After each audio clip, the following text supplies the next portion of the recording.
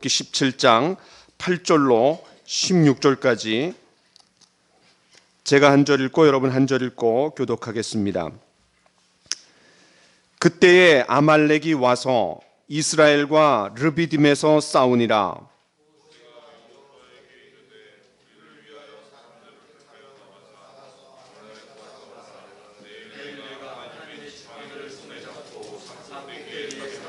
여호수아가 모세의 말대로 행하여 아말렉과 싸우고 모세와 아론과 훌은 산 꼭대기에 올라가서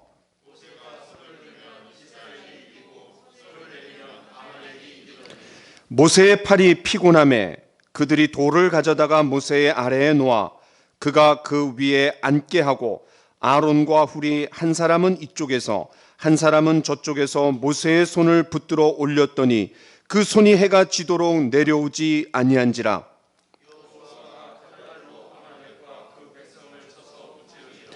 여호와께서 모세에게 이르시되 이것을 책에 기록하여 기념하게 하고 여호수아의 귀에 외워 들리라.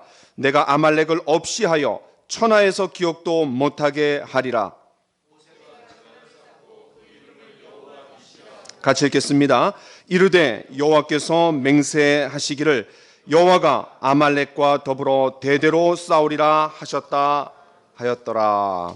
아멘. 자, 오늘 말씀의 제목은 기도의 자세입니다. 제목을 좀 띄워주세요. 기도의 자세. 지금 전 세계 상황은 제2차 세계대전 이후에 최대의 위기라고 합니다. 전 세계 코로나19 확진자가 27만 명이고 또 사망자는 10,000명을 넘어가고 있습니다. 오늘 뉴스를 보니까 이탈리아에서는 하루의 사망자가 800명에 육박하고 있습니다. 전례 없는 일입니다. 학교도 공장도 멈춘 셧다운 상태입니다. 한국의 경제학자들 그들이 모여서 이렇게 얘기하는 걸 제가 들었습니다. 이 코로나19가 3개월이 더 지속되면 버텨낼 기업이 없다라는 겁니다. 빌 게이츠는 한 세기에 한 번 올까 하는 그런 병원균이라고 심각성을 토로했습니다. 현재 우리에게 아말렉은 코로나19라고 해도 과언이 아닙니다. 지금 우리 눈앞에 펼쳐지고 있는 이 불행한 현상들을 넘어 하나님의 손길을 우리가 신뢰할 수 있다라면 우리 모두가 기도의 팔을 내려놓을 수가 없습니다. 지금 이때만큼 우리가 기도라는 주제에 우리의 관심을 끄는 것이 무엇입니까? 우리에게 소망이 있다라면 기도입니다. 지난 주일 8절 그때에 이 그때에를 중심으로 지금은 기도할 때라는 제목의 말씀을 나누었습니다. 그때나 지금이나 비상한 각오로 기도해야 될 때입니다. 우리가 지난 주일 말씀을 잠시 한번 떠올려 봅시다. 우리가 언제 기도할 때입니까? 5가지 상황을 나누었습니다. 첫 번째는 위기를 만났을 때, 두 번째는 우리가 육신적으로 너무 피곤해 지쳤을 때, 세 번째는 작은 승리에 도취되어 교만해 있을 때, 네 번째는 반복된 실패, 물의 문제가 계속해서 반복되었어요. 마지막으로 기도의 능력을 체험한 리더가 있었을 때, 그나마 그것이 소망이었고 그때야말로 기도할 때라고 했습니다. 오늘은 기도의 자세라는 주제에 초점을 맞추어서 말씀을 좀 나누려고 합니다. 여러분, 뭐든지 우리가 자세가 중요합니다. 기본 자세가 얼마나 중요해요. 어떤 운동이든지 기본기가 잘 잡혀 있을 때 그 위에 실력이 착착 붙습니다. 기본기를 제대로 닦아놓지 않으면 맨날 그 자리에 멈춥니다.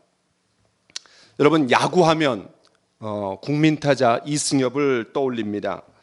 그는 2003년에 세계에서 최연소로 300홈런을 친 사람입니다. 왜 이승엽이 홈런을 그렇게 잘 칩니까? 타고난 재능도 있지만 그의 배팅 자세, 스윙하는 폼이 최고입니다. 스윙 폼이 무너지면 공을 아무리 힘있는 장사라도 정확하게 맞출 수가 없습니다. 이승엽 선수가 은퇴한 후에 이런 말을 했습니다. 초중고 시절에 이기는 방법만 배우고 기본기를 잘 못 배우면은 프로에 와서 오래 못 가고 망가진다라는 거예요. 그 삼성팀에 함께 있었던 후배 구자욱 선수가 자신의 글에 댓글을 남기는 걸 보자 이렇게 야단을 쳤습니다. 인스타 할 시간에 스윙이나 해라. 나는 은퇴한 이후에 이거 하고 있다. 따끔하게 도전했습니다. 여러분 어디 야구만 그렇습니까? 공부도 마찬가지입니다. 공부 잘하는 사람은 비결이 있습니다. 기본기가 잘 닦여 있습니다. 미리 배울 것을 예습하고 또 배운 것을 복습하면서 부단히 자기 것으로 만들고 또 다른 사람들에게 그걸 소개할 정도로 정리를 잘 해놓습니다. 여러분 왜 많은 사람들이 허리가 아픕니까? 자세가 안 좋기 때문에 그렇습니다. 저는 기도도 마찬가지라고 생각이 됩니다. 기도에 기본기가 있습니다. 어쩌면 하나님께서 만나 사건을 통해서는 말씀에 순종하고 또 안식일을 지키는 것에 대해서 가르쳐 주셨다라면 기도의 자세에 대해서 가르쳐 주시는 것은 이번 본문이라고 생각이 됩니다. 오늘 말씀을 통해서 우리 모두가 기도의 기본 자세를 잘 닦고 또 기도 생활에 깊이가 더해지기를 간절히 축원합니다. 첫 번째는 우리의 기도의 자세가 기본 자세가 열심히 기도하고 열심히 싸우라는 겁니다. 여러분 제가 이 열심이라는 부사를 기도 또 싸움 여기에 다 갖다 붙인 것에 좀 주목하십시오. 기도의 기본 자세는 우리가 기도도 열심히 하지만 동시에 싸우는 것도 열심히 해야 합니다. 무슨 말입니까? 여러분 구절을 한번 보십시오. 모세가 여호수아에게 이르되 우리를 위하여 사람들을 택하여 나가서 아말렉과 싸우라. 내일 내가 하나님의 지팡이를 손에 잡고 산 꼭대기에 서리라. 이 말씀에 의하면 모세는 아말렉의 공격으로부터 두 가지 조치를 했습니다. 하나는 여호수아로 하여금 빨리 싸움에 나갈 사람들을 모아서 전투에 나가도록 조치했습니다. 여기서 내일이라고 한 걸 보면 그 싸움을 준비할 시간이 상당히 적었고 그 상황이 굉장히 급박했다라는 것을 우리가 알 수 있습니다. 다른 하나는 모세가 산 꼭대기에 올라가 기도하겠다라는 겁니다. 우리가 여기서 이 두 가지 조치를 통해 기도의 자세에 대해서 두 가지를 배울 수 있습니다. 첫 번째는 찾음이 없는 구원은 게으름입니다. 우리 같이 한번 따라해 봅시다. 시작. 찾음이 없는 구함은 게으름이다. 여러분 모세는 위기 상황에서 금식을 선포하며 모두가 기도에만 집중하자고 제안하지 않았습니다. 여호수아와 군대는 전방에서 모세는 후방에서 연합 작전을 폈습니다. 다시 말해서 여호수아와 군대는 앞에 나가서 열심히 싸웠고 또 모세는 뒤에서 아론과 훌과 열심히 기도했습니다. 여기서 핵심은 둘 다를 열심히 했다라는 거예요. 둘 다를 열심히 했다라는 거. 예를 들어서 지난 연말 송구영신 예배 때 올 한 해 기도 제목 3가지씩 여러분 그 기도 제목을 제출해 내라고 제가 부탁드렸습니다. 그런데 어떤 분이 이렇게 기도 제목을 냈어요. 첫째, 수능 대박. 두 번째, 하나님 저 원하는 대학에 좀 붙게 해주세요. 확실한 것은 이 기도 제목의 주인공이 김하영 청년은 아닙니다. 우리 영택이 동생이죠. 김하영 청년이 아니에요. 왜냐하면 그 제목을 제출한 분은 그날만 우리 교회를 방문했던 분이었어요. 자, 그 기도 제목을 가지고 제가 한번 예를 한번 들어보겠습니다. 틀림없이 그 기도 제목을 낸 사람은 열심히 기도했을 겁니다. 그리고 기도하고 있을 겁니다. 또 부모님들이나 또 그 기도 제목을 낸 사람, 비록 한 번밖에 오지 않았지만 저는 그 기도 제목을 제가 가지고 있기 때문에 열심히 기도합니다. 그런데 그 기도 제목을 낸 사람이 기도만 믿고 공부를 하지 않는다라고 한번 해보세요. 주님, 수능 대박 나게 해주세요. 주님, 제가 원하는 대학에 찰떡같이 붙게 해주세요.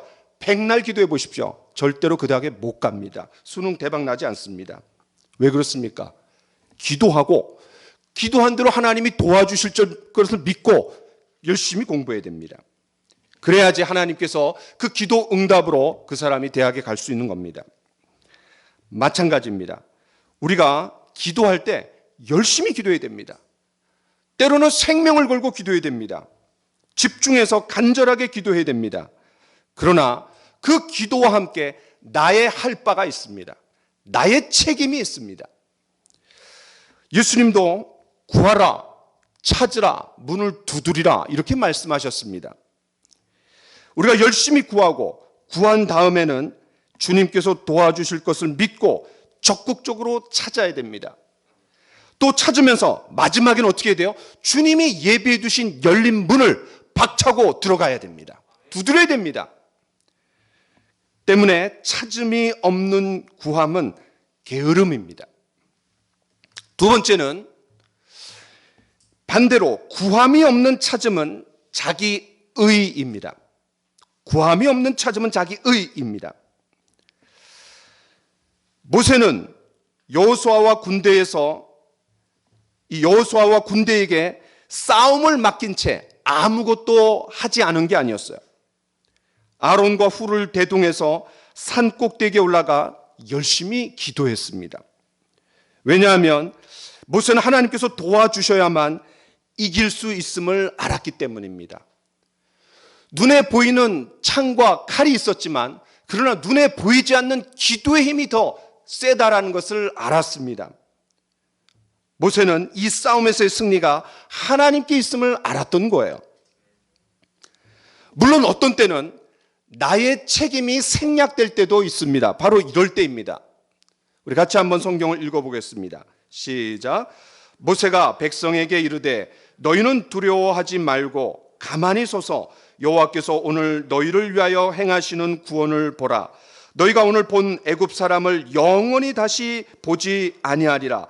여호와께서 너희를 위하여 싸우시리니 너희는 가만히 있을지어다. 당시 이스라엘 백성들에게는 앞에는 홍해라는 지형 장애물이 가로막고 있었고 뒤에는 애굽에 특별히 선발된 600승의 전차 부대가 오고 있었습니다. 완전히 도간에 든 쥐꼴이 되었습니다. 이 상황에서 백성들이 뭐라고 말합니까? 어디 매장지가 없어갖고 이 광야에서 우리를 죽게 하느냐 하고 원망하고 불평하며 난리법석을 떨었습니다. 그때 하나님께서 주신 명령이 뭡니까? 두려워하지 말고 가만히 있어라. 내가 너희들에게 오늘 이루는 구원을 보라. 내가 너희를 위해서 싸우겠다. 너희는 가만히 있어라. 두 번씩이나 가만히 있으라 라고 강조하십니다. 그냥 아무것도 하지 않고 가만히 있으면서 하나님께서 이루시는 구원을 보기만 하면 되었습니다. 이때는 하나님께서 가만히 있으라 라고 명령하셨기 때문에 우리의 책임이 없습니다. 그냥 기도만 하면 되는 거예요. 그냥 바라보기만 하면 되는 거예요.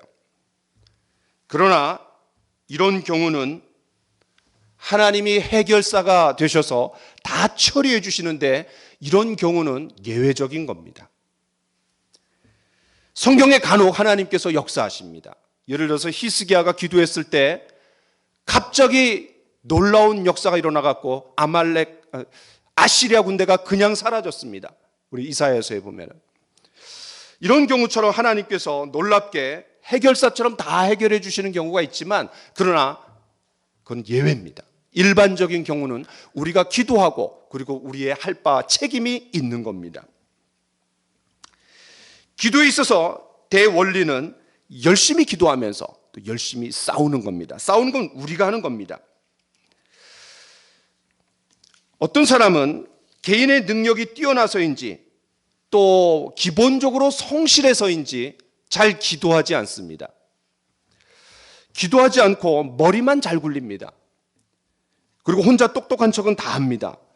그리고 어떤 일들은 뚝딱 잘 해냅니다. 그리고 탁월하게 해내기까지 합니다. 그러나 그런 사람은 하나님의 공급과 도우심, 섭리적인 역사를 경험해내지 못합니다. 그런 신앙의 신비를 맛보지 못하고 삽니다. 그러니까 자기 열심으로 다 해내기 때문에 자기가 하면서 힘들고 때로는 피곤해합니다. 해내고 나서도 자기가 영광을 다 받습니다. 이런 사람은 평생 자기 수준을 뛰어넘지 못합니다. 또 마음속에 자유함도 없습니다. 은근히 자기를 높이면서 다른 사람을 깔보고 무시합니다. 인본주의의 극치입니다. 여러분, 기도의 신비가 뭡니까? 우리가 기도할 때 하나님께서 놀라운 아이디어를 주시고 지혜를 주십니다. 그리고 결국 해냅니다. 누가 해냅니까? 내가 해냅니다. 그런데 나를 높이지 않습니다. 해내는 건 난데 이렇게 고백합니다. 하나님께서 도와주시지 않았다라면 내가 절대로 이것을 할 수가 없었어. 하나님이 하신 거야. 라고 그렇게 고백합니다. 결국 하나님께 영광을 돌립니다. 이런 사람은 다른 사람들이 칭찬하고 자신에게 영광을 돌리더라도 절대로 우쭐대지 않습니다. 왜? 이 일이 하나님으로부터 비롯된 것을 그는 너무나 잘 알기 때문에 그렇습니다. 그래서 그 사람은 항상 겸손하고 또 여유가 넘칩니다. 저와 여러분들이 이런 사람이 되기를 원합니다. 제가 한 가지 더 언급하고 싶은 게 있습니다. 여러분, 사실 우리가 기도라는 것은 우리 문화와 체질에 맞지 않는 겁니다. 왜냐하면 우리는 어려서부터 독립적이고 자립적인 삶을 배워왔습니다. 이게 몸에 배어 있어요. 때문에 기도하는 게 여간 이게 쉬운 게 아닙니다. 여러분, 성경 읽는 게 쉽습니까? 아니면 기도하는 게 쉽습니까? 많은 경우 성경을 읽는 게 쉽습니다. 왜냐하면 성경 눈에 보이잖아요. 그리고 우리 머릿속에 들어오잖아요. 근데 기도는 막연합니다. 기도하는 게 어려워요. 이것은 우리의 삶과 연관되어 있는 겁니다. 어떤 사람이 늘 의존적이고 남에게 도움을 구하는 사람은 뭔가 문제가 있어 보입니다. 제가 학교에서 여러분들이 기독교, 성경, 또 교회라는 단어를 들었을 때 어떤 이미지가 떠오르느냐? 교회 다니지 않는 절대 다수의 불신자들에게 물어보면 꼭 빠지지 않는 게 있습니다. 기독교인들 보면 너무 답답하다라는 거예요. 자기가 할 수 있는데 늘 의존한다라는 거예요. 늘 하나님 앞에 그냥 부탁한다라는 거예요. 너무 의존적인 사람들 아니냐는 거예요. 저는 일리가 있는 평가라고 생각이 됩니다. 세상 사람들이 그렇게 보는 거예요. 기도에 대해서 그렇게 생각하는 거예요. 그러나 우리는 무슨 일을 하든지 하나님과의 교제 속에서, 하나님과의 관계 속에서 하나님의 도우심 가운데 하기를 하나님이 원하시는 겁니다. 왜? 그분은 우리의 아버지시기 때문에, 우리는 그분의 자녀이기 때문에. 그럴 때 우리의 능력을 뛰어넘어서 모든 사람에게 유익이 되는 최상의 결과를 하나님이 만들어 내십니다. 우리가 하나님을 의지하지 않고 과거 맥가이버처럼 매사의 문제를 스스로 해결하려고 할 때 우리는 인본주의에 빠지는 겁니다. 게다가 우리가 살아가면서 스스로 해결할 수 없는 문제들이 얼마나 많습니까? 여러분, 죽음의 문제를 누가 해결할 수 있습니까? 고통의 문제를 누가 해결할 수 있습니까? 또 이 지금 바이러스 문제가 얼마나 심각합니까?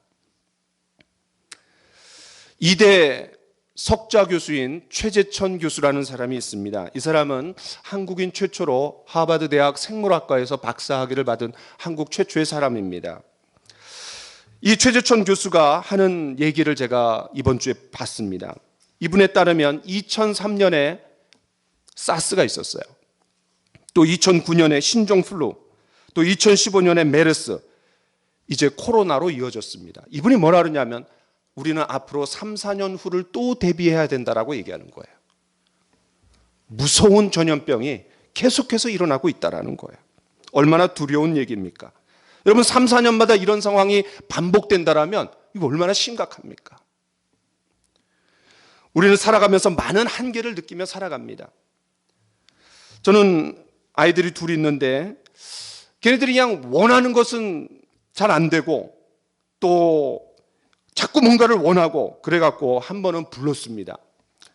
평화야, 은선아, 앞으로 너희들의 인생은 너희들이 원하는 것을 하지 못하고 살 가능성이 최소 70% 이상은 될 거다. 제가 애들 뭐 기죽이는 게 아니에요. 왜 그래요? 우리의 인생이 다 원하는 거 하고 사는 거 아니잖아요. 원하지 않는 것을 하며 살아가야 될 때가 훨씬 많은 걸 우리가 경험하고 살아갑니다. 왜냐하면 우리가 이런 것들을 알고 겸손해야 돼요. 그런 배움의 자세를 가져야 돼요. 제가 그런 가르침을 준 거예요. 빨리 인생의 한계를 깨닫고 겸손해지라는 거예요. 모세는 최선을 다해서 간절히 기도했습니다. 동시에 여호수아와 군대도 최선을 다해 열심히 싸웠습니다. 이 구함과 찾음의 밸런스가 있어야 돼요. 다시 한번 얘기합니다.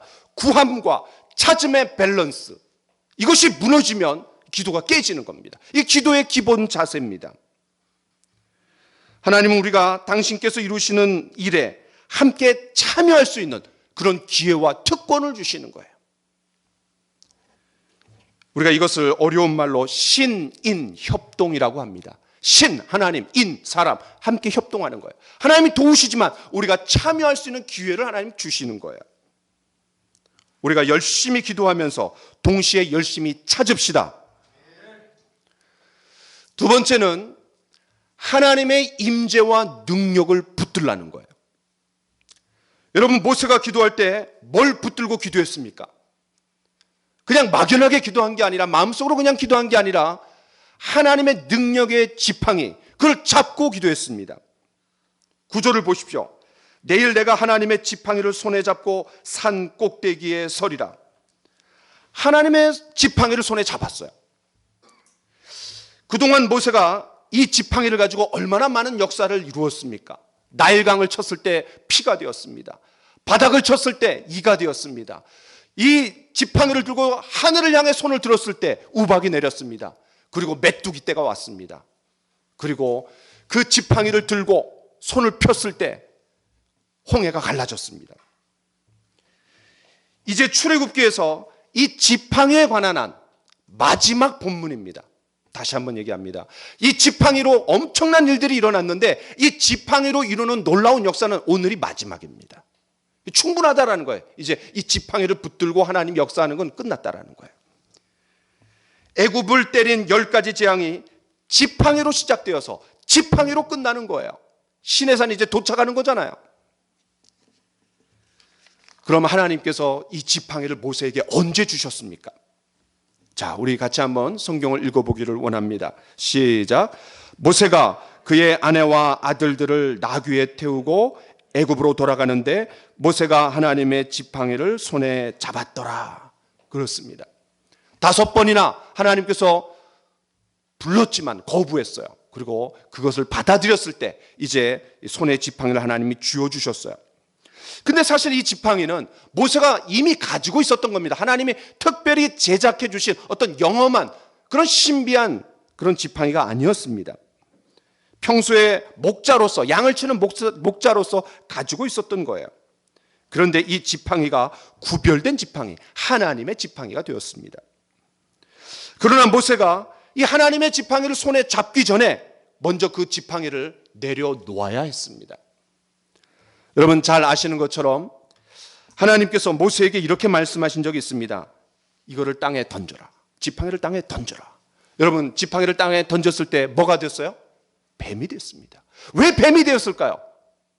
사자가 될 수도 있고 호랑이가 될 수도 있고 무시무시한 괴물이 될 수도 있는데 왜 뱀이 되었을까요? 여러분 성경에서 뱀은 굉장히 중요한 상징입니다. 창세기 3장, 민수기 21장, 그리고 요한복음 3장, 그리고 요한계시록 12장 공통점이 뭡니까? 다 뱀의 이야기입니다. 이 뱀이 뭡니까? 인간에게, 최초의 인간에게 최초의 인본주의를 가져다 준 장본인이 뱀이고 마귀고 사탄입니다. 아담과 하와에게 뭐라고 속삭입니까? 이거 먹으면 안 죽는다. 더 나아가서 네가 하나님이 된다. 인본주의를 주는 거예요. 인본주의. 여러분 모세가 땅에 지팡이를 던집니다. 왜 던지라고 합니까? 하나님께서 이렇게 말씀하신 겁니다. 모세야, 네가 가지고 있는 인간적인 수단과 방법을 다 내려놓아라. 그 쥐고 있던 것들을 내려놓아라. 다시 말하면 무슨 말이에요? 나를 붙들어라. 여러분 모세는 40년 동안 애굽의 왕궁에서 애굽의 모든 지혜를 다 섭렵했고 애굽의 모든 무술을 다 섭렵하고 뛰어났습니다. 그리고 자기가 그런 지혜와 무술이 있기 때문에 분연이 일어나서 자기의 동족을 구원하기 위해서 일어났습니다. 그 결과가 뭡니까? 사람을 한 방 쳐갖고 죽여갖고 결국은 40년 동안 미디안 광야로 돌아갑니다. 무슨 말입니까? 지금까지 내가 준비하고 습득한 모든 것들이 하나님의 일을 하는데 아무것도 아니라는 것을 배우는데 40년이 더 필요했다라는 겁니다. 그렇습니다. 모세는 자신의 인본주의를 내려놓아야 했던 거예요. 저희도 마찬가지 아닙니까? 지금까지 저희들이 준비하고 경험한 거 얼마나 많습니까? 그러나 그 준비하고 경험한 것이 하나님의 일을 하는데 방해가 될 때가 얼마나 많습니까? 이처럼 하나님은 모세에게 네가 의지하고 있는 인간적인 수단과 방법을 내려놓아라. 그게 도움이 되지 않아서가 아닙니다. 도움이 되죠. 그런 도움 때문에 모세오경을 누가 썼습니까? 모세가 쓰는 겁니다. 탁월한 리더십을 발휘합니다. 왜? 다 배우고 준비한 데서 나온 거죠. 그러나 그거를 의지할 때 이게 문제가 되는 거예요. 하나님을 의지할 때 하나님께서 그동안 우리가 준비해왔던 것을 활용할 수 있는 기회를 주시는 겁니다. 마음의 자세의 문제입니다. 이제 하나님은 준비가 되었다고 했을 때 모세의 손에 하나님의 지팡이를 손에 쥐어주는 겁니다. 여기서 우리가 기도와 연관해서 무엇을 배울 수 있습니까? 지팡이 자체가 중요한 게 아니라 이걸 누가 쥐느냐가 중요한 거예요. 누가 쥐느냐, 어느 때에 쥐느냐. 모세가 나이가 40살이 되었을 때 쥐어준 게 아니라 80세가 되었을 때 쥐어주신 거예요. 하나님께 포기되고 깨어지고 굴복되고 갈아진 사람에게, 그 사람이 이거를 잡았을 때 그것이 능력이 되는 겁니다. 저는 과거에 많은 훈련을 받았습니다. 그리고 탁월한 지식들을 가졌습니다. 그래서 저는 어딜 갈 때나 이렇게 그냥 산더미처럼 등에 등짐을 지고 군대 갈 때도 그냥 더블백에 가득 내가 지금까지 배운 모든 훈련의 내용들을 다 가지고 왔습니다. 깨알같이 적어갖고 정리 잘했습니다. 왜? 그게 있으면 사역이 잘 될 줄 알고. 그래서 그거를 사용했습니다. 전도사 때 또 부목사 때 사용하는 거예요. 그런데요, 그 결과가 뭔지 아세요? 교회에서 잘렸습니다. 그거 열심히 해봤자 아무 능력이 없더라고요. 왜?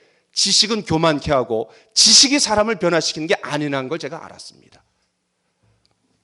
하나님 앞에 무릎을 꿇고 하나님 의지하면서 하나님 주신 지혜 가운데, 하나님 주시는 메시지 가운데 함께 나눌 때 그것이 사람을 변화시킨 걸 제가 깨달은 거예요. 하나님의 장중에 붙들리기 전 모세의 손에는 무엇이 붙들려 있었습니까? 자기의 야망 성취가 붙들려 있었습니다. 자기 경험과 힘, 그리고 배경과 지식을 꽉 붙들고 살았습니다. 그러나 그 결과는 너무나 형편없었습니다. 어제 이집트 왕자가 오늘의 양 몇만이나 치는 소시민, 또 처가살이하는 신세로 전락했습니다. 우리가 기도할 때 뭔가 붙들 게 필요합니다. 저와 여러분들에게 모세가 쥐었던 하나님의 지팡이는 없지만 우리가 붙들 수 있는 것이 있습니다. 그것이 뭡니까? 십자가 단단히 붙잡고 날마다 이기며 나가세. 머리에 면류관 쓰고서 주 앞에 찬양할 때까지. 우리 같이 한번 찬양합시다. 십자가 단단히 붙잡고, 십자가 단단히 붙잡고 날마다 이기며 나가세. 머리에 면류관 쓰고서 주 앞에 찬양할 때까지. 예수는 우리를 깨끗게 하시는 주시니 그의 피 눈보라 거리게 하셨네. 그렇습니다. 우리에게 죄와 사망과 세상과 마귀를 이기게 하신 그 십자가의 능력, 그 십자가의 사랑, 그 십자가의 지혜를 우리는 가지고 있는 겁니다. 저와 여러분들이 이 십자가를 굳게 붙듭시다. 제가 언젠가 설교할 때 간증했던 저를 늘 따뜻하게 맞아주시는 이모부가 계시다고 했습니다. 연초에 이분이 이제 서울의료원에 입원하셨어요. 두 다리를 다 수술하셨습니다. 지금도 이제 걷는데 상당히 어려움이 있으신데요. 제가 이제 그분을 위해서 방문했습니다. 그리고 이제 기도해 드리려고 갔습니다. 그런데 이분이 저한테 막 자랑하시는 거예요. 그럼 뭘 자랑하나 봤더니 이런 거를 자랑하는 거예요. 십자가. 이게 뭐예요? 그랬더니 그분이 다니시는 교회 담임 목사님이 오셔갖고 기도해 주시면서 이렇게 말했다라는 거예요. 장로님, 제가 이 십자가 목걸이 드릴 테니까 병원에 계시는 동안 이거 손에 꼭 쥐시고 특별히 수술실 들어갈 때 이거 꼭 붙들고 기도하세요. 그러시는 거예요. 그래갖고 그냥 그 병상에 이렇게 딱 걸려 있었습니다. 똑같은 건 아니에요. 저희 집에 있는 거 가져왔습니다. 우리 김영준 교수님 저한테 이스라엘 갔다 오시면서 선물하신 겁니다. 근데 제가 너무 좋아 보였던 거예요. 그렇구나. 우리 성도들에게 이 부적이 아닙니다. 어떤 신비한 어떤 뭐 그런 게 아니에요. 그런데 우리가 병원에 있을 때 마음이 가난해지고 또 주님을 의지할 수 있는 마음의 준비가 이미 되어 있잖아요. 그 어느 때보다도 우리가 그때 십자가, 주님의 십자가를 깊이 묵상할 수 있는 기회잖아요. 그때 십자가를 손에 쥐어줄 수 있다면 우리 성도들에게 도움이 되겠구나. 저도 그렇게 하려고 합니다. 지금도 마찬가지입니다. 우리가 코로나19로 인해서 우리의 삶이 얼마나 힘들고 혼란 가운데 있습니까? 여러분, 이때야말로 저와 여러분 모두가 십자가를 굳게 붙들고 튼튼히 붙잡고 날마다 이길 수 있는 기회입니다. 그런데 여러분, 우리가 뭔가를 쥐려면요, 평소에 우리가 쥐고 있던 것들을 내려놓아야 됩니다. 내려놓아야지 다른 것을 쥘 수 있잖아요. 내가 쥐고 있던 게 있어요. 인간이 얼마나 그냥 악합니까? 태어날 때부터 그냥 뭔가를 움켜쥐고 태어나요. 그렇죠? 이거를 펴야 되는데, 근데 우리가 죽을 때까지 얼마나 움켜쥐고 살아갑니까? 저와 여러분들에게 쥐고 있던 손을 펴서 내려놓아야 될 것들은 무엇입니까? 우리의 야망입니까? 아니면 우리의 알량한 자존심입니까? 인본주의적인 모든 것들을 내려놓고 우리가 주님 한 분만 붙듭시다. 십자가를 튼튼히 붙듭시다. 세 번째는 두 손을 들어 기도해야 합니다. 이것이 기도의 기본 자세입니다. 모세가 하나님의 지팡이를 들고 기도하기 위해서는 두 손을 번쩍 들어야 했습니다. 모세가 하나님의 지팡이를 붙드는 것은 전적으로 하나님의 능력과 임재를 붙드는 것이라고 했습니다. 그 구체적인 몸짓의 표현이 뭐예요? 손을 드는 겁니다. 여러분, 성경에 보면 기도할 때 사람들이 다양한 모션을 취합니다. 모세와 아론은 어려움이 생겼을 때 엎드렸다 그랬습니다. 또 예수님은 겟세마네 동산에서 무릎을 꿇고 기도하셨다 그랬습니다. 또 어떤 사람은 서서 기도합니다. 어떤 사람은 엎드려서 기도합니다. 다양한 그런 몸짓이 나옵니다. 이런 걸 보면요, 기도는 몸짓과 깊은 연관이 있습니다. 무슨 말입니까? 기도는 마음으로도 하지만 뭘로도 하는 거예요? 몸으로도 하는 거예요. 다시 한번 얘기합니다. 기도는 근본적으로 마음으로 합니다. 그러나 그 마음의 구체적인 표현이 우리의 몸짓으로 표현될 때가 있다라는 거예요. 사실 어떤 면에서 진정한 기도는 머리와 마음과 몸짓입니다. 여러분, 솔로몬의 경우를 한번 봅시다. 솔로몬이 다윗이 준비해 놓은 모든 성전을 세울 수 있는 것들을 다 활용해서 성전을 완성했습니다. 하나님의 영광이 임했습니다. 그리고 백성들이 보는 앞에서 이렇게 기도합니다. 우리 같이 한번 읽어봅시다. 시작. 솔로몬이 여호와의 제단 앞에서 이스라엘의 온 회중과 마주 서서 하늘을 향하여 손을 펴고, 솔로몬이 무릎을 꿇고 손을 펴서 하늘을 향하여 이 기도와 간구로 여호와께 아뢰기를 마치고 여호와의 제단 앞에서 일어나. 열왕기상 8장에 아주 긴 기도가 나옵니다. 하나님, 이 성전이 완성되어서 우리 백성들이 이렇게 할 때마다 이렇게 할 때마다 이렇게 할 때마다 이렇게 도와주십시오 라고 아주 긴 기도가 나옵니다. 그런데 이때 솔로몬은 일어서서 손을 들고 기도합니다. 그리고 그 기도가 다 마쳤을 때 무릎을 꿇고 손을 듭니다. 다양한 기도의 자세를 취합니다. 이 마음의 자세가 몸으로 표현되는 거예요. 그런데 왜 특별히 사람들이 기도할 때 손을 들어서, 하늘을 향해 손을 들어서 기도했습니까? 거기에는 이런 의미가 들어있습니다. 우리 같이 한번 읽어봅시다. 시작. 내가 주의 지성소를 향하여 나의 손을 들고 주께 부르짖을 때에 나의 간구하는 소리를 들으소서. 이 본문 이후에, 출애굽기 17장 본문 이후에 손을 들어서 기도하는 장면이 많이 나옵니다. 어쩌면 그 배경이 되었을지 몰라요. 그런데 그 손을 들어서 하늘을 향해서 손을 드는데 그것은 이런 의미가 담겨 있어요. 지성소를 향해서. 그런데 여러분, 하나님이 진짜 계신 곳은 어디입니까? 성막, 성전, 그곳입니까? 아닙니다. 그분은 이 땅을 자신의 발등상으로 삼는다고 했습니다. 그분이 계신 곳이 어디입니까? 하늘입니다. 그 하늘에 계신 그곳이 참 성전이고 그것이 참 하나님이 계신 곳인데 이 땅의 성전을 자신의 처소로 삼을 뿐입니다. 우리가 한 말씀 봅시다. 시작. 그러므로 하늘에 있는 것들의 모형은 이런 것들로서 정결하게 할 필요가 있었으나 하늘에 있는 그것들은 이런 것들보다 더 좋은 제물로 할지니라. 그리스도께서 참 것의 그림자인 손으로 만든 성소에 들어가지 아니하시고 바로 그 하늘에 들어가사 이제 우리를 위하여 하나님 앞에 나타나시고, 하나님이 계신 곳을 하늘이라고 했습니다.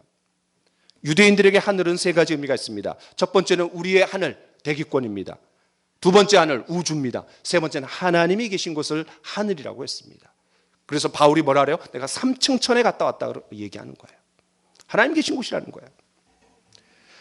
이 말씀에 의하면 이 땅에 있는 성전은 하나님이 계신 참 성전의 그림자일 뿐입니다. 모형이에요.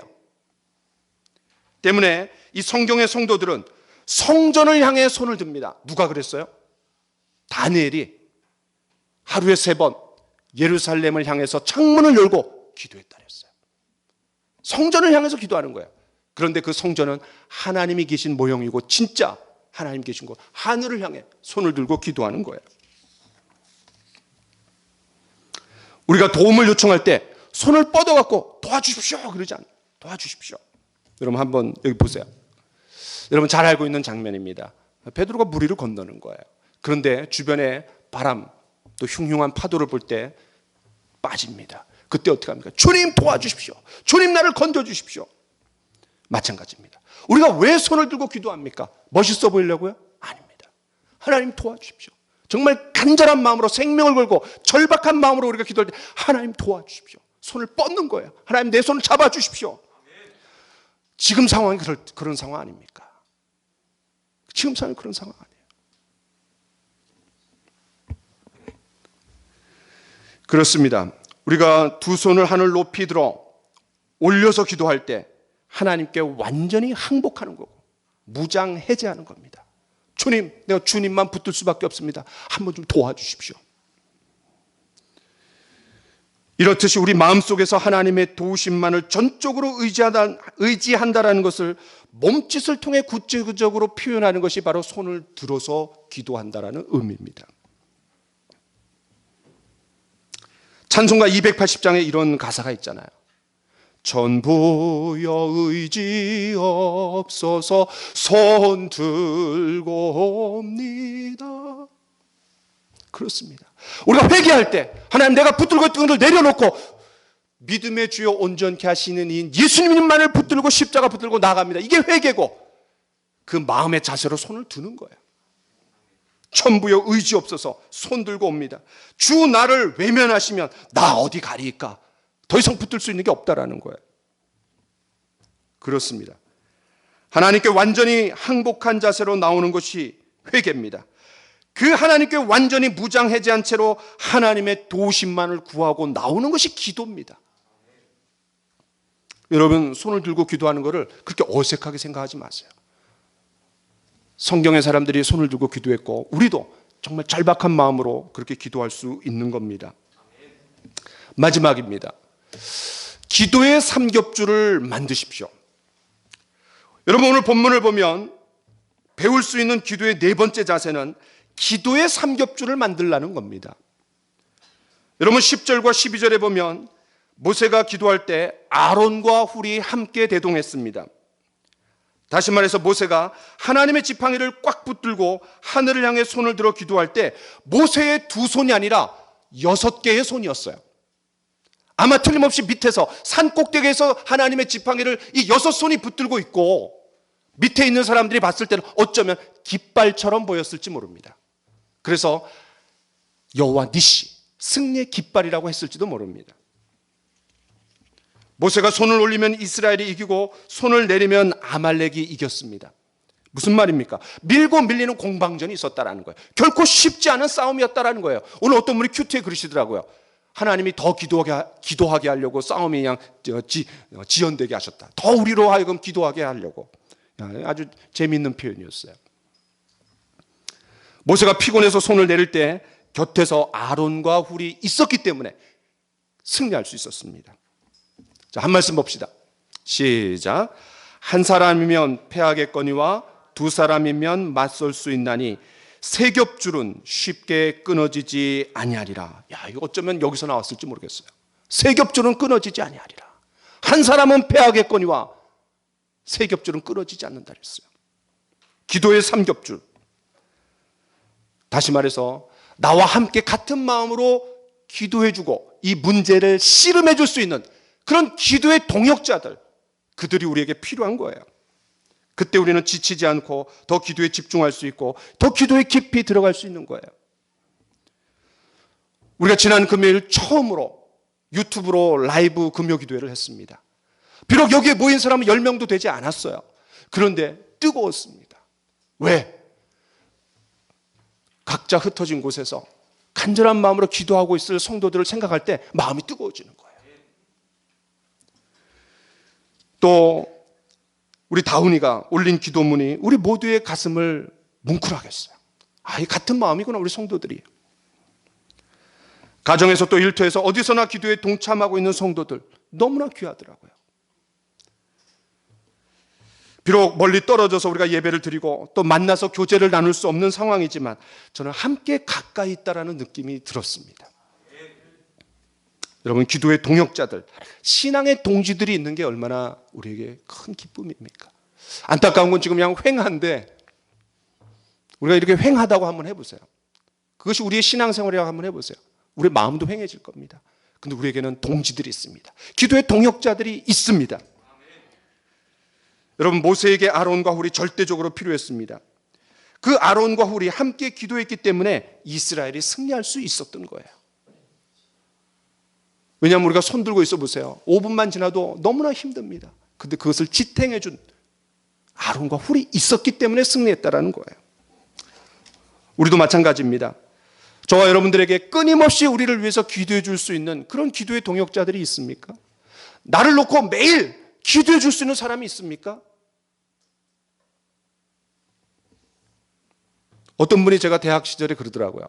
야, 내가 너를 위해서 매일 10분 내가 기도한다. 매일. 저 굉장히 격려가 됐어요. 야, 누군가 나를 위해서 10분 동안 나를 위해서 집중해서 하루도 빠짐없이 기도해 준다. 얼마나 감사한 일입니까? 누구냐면 박윤원 목사님 저한테 그러더라고요. 내가 너를 위해서 10분 매일 기도한다. 저는 교회가 통합하기 전에 교회가 깨지고 어려움에 처했을 때 몇 분들이 모여갖고 기도의 3겹줄로 모여갖고 간절히 기도했다라는 얘기를 들은 적이 있습니다. 그 주인공 중에 한 분이 오늘 또 기도 순서를 맡았어요. 저는 그분들의 기도의 수고를 늘 기억합니다. 이분들의 기도의 3겹줄 때문에 교회가 그래도 이렇게 통합되고 안정될 수 있었구나. 그 위기 상황을 극복할 수 있었구나. 물론 다른 사람들도 기도했을 겁니다. 근데 제가 그렇게 들었어요. 자주 모여갖고 정기적으로 기도했다.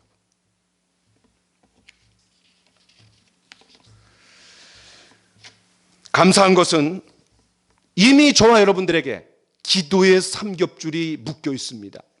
같이 한번 성경 읽어봅시다. 시작. 누가 정죄하리요?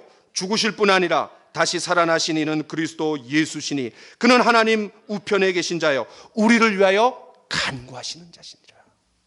저와 여러분들을 위해서 이미 주님께서 하늘 성전에 올라가셔서 하고 계신 일이 뭐라는 거예요? 기도하시는 거예요. 그분의 가장 중요한 사역이 뭐냐? 중보기도라는 거예요. 중보기도. 또 읽어봅시다. 시작. 이와 같이 성령도 우리의 연약함을 도우시나니 우리는 마땅히 기도할 바를 알지 못하나 오직 성령이 말할 수 없는 탄식으로 우리를 위하여 친히 간구하시느니라. 이는 성령이 하나님의 뜻대로 성도를 위하여 간구하심이니라. 내가 기도할 때 누가 함께 기도해요? 예수 그리스도께서 하나님 보좌 우편에서 기도하시고 성령께서 기도해 주시는 거예요. 이미 기도에 3겹줄이 있습니다. 얼마나 감사합니까? 우리 주님과 성령께서 저와 여러분들을 여기까지 있도록 중보해 주고 계셨습니다. 여러분, 이번 기회에 기도의 동지들, 기도의 3겹줄을 한번 만들어 보세요. 우리가 옆에 있는 각 기관마다 또 친구들마다 야, 우리를 위해서 한번 기도해 주라. 나도 너를 위해서 기도할게. 그러면서 청년들 안에서 각 기관 안에서 이 기도의 삼겹줄을 한번 만들어 보시기를 권합니다. 한 말씀 드리고 이제 마치려고 합니다. 유명한 중국 선교사 허드슨 테일러를 잘 알 겁니다. 한 번은 이 허드슨 테일러가 배를 타고 중국을 향해 가던 중이었습니다. 그때는 그 당시에는 이 바람의 힘을 이용해서 가는 그런 배가 대부분이었습니다. 돛담배였습니다. 그런데 항해 도중에 바람이 아주 잔잔하게 되어 배가 멈추게 되었습니다. 선원들은 바람이 불기만 기다리고 기다렸지만 도저히 그런 불기미가 보이지 않았습니다. 답답해진 선장이 테일러 선교사에게 이렇게 기도를 요청했습니다. 선교사님, 지금 바람이 전혀 불지 않아 배가 가지 못하고 있습니다. 하나님의 도우심이 있도록 좀 기도 좀 해주십시오. 테일러 선교사가 말했습니다. 그렇다면 여러분들이 배를 바람 맞을 방향으로 돌려주십시오. 그럼 제가 기도하겠습니다. 이 말을 들은 선원들은 비웃었습니다. 테일러는 그들을 보면서 이렇게 말했다고 합니다. 내가 여러분들이 믿지 못하는 상황에서는 기도할 수가 없습니다. 이때 기도의 능력을 알고 있던 선장은 선원들에게 테일러의 말대로 하도록 지시했습니다. 그때부터 이 허드슨 테일러는 그의 방에 들어가서 열심히 기도하기 시작했습니다. 그런데 갑자기 테일러의 방문을 노크하는 소리가 들리는 거예요. 이 테일러는 기도를 멈추고 문을 열었습니다. 선장이 아주 걱정스러운 표정으로 이렇게 말하는 거였어요. 아니, 지금까지 기도하고 계셨습니까? 예, 제가 기도했습니다. 선장이 손을 내저으면서 이렇게 말합니다. 이제 그 기도를 멈춰 주십시오. 지금은 바람이 너무나 지나쳐서 큰일 날 지경이 되었습니다. 야, 이 역사 가운데 있었던 일이고 간증입니다. 제가 지난 금요일 나누었던 사무엘상 7장, 하나님이 큰 우레를 발하셔서 이스라엘로 하여금 이기게 하셨습니다. 저는 이때도 그런 하나님께서 큰 우레를 발하셔서 그런 신비한 초자연적인 능력을 베풀어 주셔서 우리가 에벤에셀을 경험하는 기회가 되기를 원합니다. 우리 신앙 여정에서 그때 코로나 사태 때 너무나 힘들었는데 그때 하나님께서 우리가 기도할 때 에벤에셀의 역사를 이루셨구나. 그것이 우리 모두에게 보석처럼 가슴팍에 박히는 기도의 간증이 되기를 원합니다. 우리 같이 한번 기도합시다. 임재라는 찬양인데 제가 조금 개사했습니다. 기도라는 단어를 집어넣습니다. 여러분, 오늘 들은 말씀을 기억하면서 우리에게 아말렉은 코로나19일 가능성이 높습니다. 과언이 아닙니다. 우리가 같이 한번 기도하는 시간이 되기를 원합니다. 먼저 찬양합시다. 하늘의 문을 여소서, 이곳을 주목하소서. 주를 향한 기도가 꺼지지 않으니 하늘을 열고 보소서. 이곳에 임재하소서. 주의